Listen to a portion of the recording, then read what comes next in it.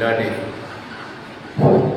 సభావేదికను అలంకరించిన ప్రజలందరికీ ఈ కార్యక్రమానికి ఇచ్చేసిన అందరికీ కూడా పోలీస్ డిపార్ట్మెంట్ తరఫున ప్రత్యేక ధన్యవాదాలు తెలియజేస్తున్నాను.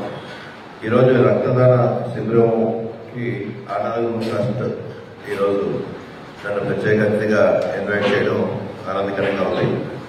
అయితే నేను ఎక్కువసేపు చెప్పను. దీని యొక్క ప్రాముఖ్యత అయితే నాకు పర్సనల్ ఎక్స్పీరియన్స్ ఉంది.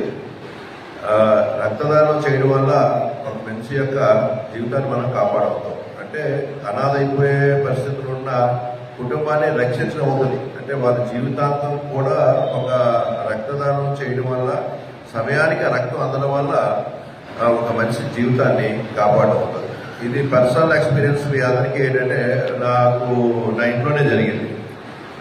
నా పెద్ద కొడుకు డాక్టరు, తనకి డెంగ్యూ ఫీవర్ వచ్చి ఏంటంటే ప్లేట్లెట్స్ 10,000 పడిపోయింది.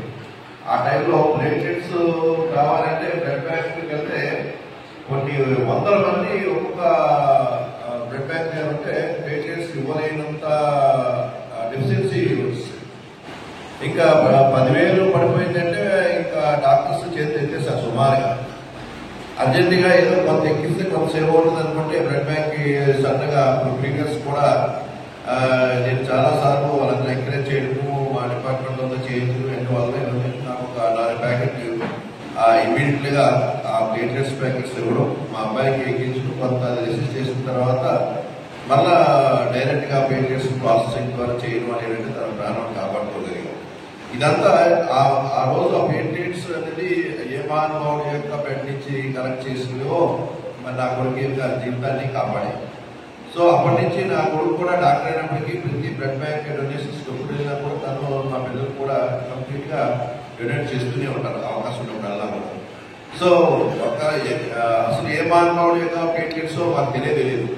కానీ ఒక వ్యక్తి చేసిన ఎప్పుడో చేసిన దానం అవి ప్రిజర్వ్ చేసి ఆ తర్వాత ప్లేట్లెట్ ఎక్స్ట్రాక్ట్ చేసి ఈ డెంగ్యూ ఫీవర్ టైంలో చాలా మంది ఎంతో మంది ప్రాణాలు మనం కాపాడవుతాం. ఏమవుతుంది బ్లడ్ ఇచ్చి సరిపోతాం. కానీ దాని ప్రాముఖ్యత ఏంటంటే ఒక్కొక్కసారి ఏమవుతుందంటే ఒక జీవితాన్ని కాపాడుతుంది. తద్వారా ఆ వ్యక్తి వల్ల ఏంటంటే అనేక ప్రాణాలు కూడా రక్షింపడతాయి. ఈరోజు తను సర్వీస్ చేస్తున్నాడు, చాలా మంది ప్రాణాలు కాపాడడానికి తన యొక్క లైఫ్ ఉపయోగపడుతుంది. సో ఇదే విధంగా జనరల్ గా మన వచ్చే రక్తం యొక్క ప్రాముఖ్యత ఏంటంటే కొన్నిసార్లు అత్యంత కీలక వ్యక్తులకు కూడా అది ఉపయోగపడే పరిస్థితి ఉంటుంది. ప్రతి వ్యక్తి యొక్క ప్రాణం కూడా విలువైంది. ప్రతి వ్యక్తి కూడా ఈ సంఘానికి ఏదో రకంగా ఉపయోగపడతారు. కాబట్టి మనకి బ్లడ్ ఇవ్వడం వల్ల అయితే నష్టమైతే ఏమీ లేదు. ఎప్పుడు కూడా బ్లడ్ ఇవ్వాలంటే కొత్త రక్తం మనకి జనరేట్ అవుతుంది. అది వెంటనే రికవర్ అయిపోతుంది. 10 days అనేసరికల్లా మళ్ళా బాడీ ఏం చేస్తుందంటే కొత్త రక్తాన్ని క్రియేట్ చేస్తుంది అవుతుంది. అందుకని బ్లడ్ ఇవ్వడం వల్ల ఏంటంటే మనకి మంచిగా తప్ప ఎవరికి ఇందులో బ్లడ్ ఇవ్వడం వల్ల ఏ విధమైన పరిస్థితులు కూడా నెగిటివ్ కాన్సెప్ట్స్ ఉంటుంది. అందుకని ప్రజలందరికీ ఈ బ్లడ్ డొనేషన్ చేయాలని చెప్పేసి అవేర్నెస్ క్రియేట్ చేయడం, ఈ విధంగా ఆర్గనైజేషన్స్ చేసేటంటే ప్రజలందరికీ అందుబాటులోకి ఈ బ్లడ్ ని అత్యవసర పరిస్థితుల్లో ఇవ్వడం, ఈ సర్వీస్ చేయడానికి అసాధారణమైంది.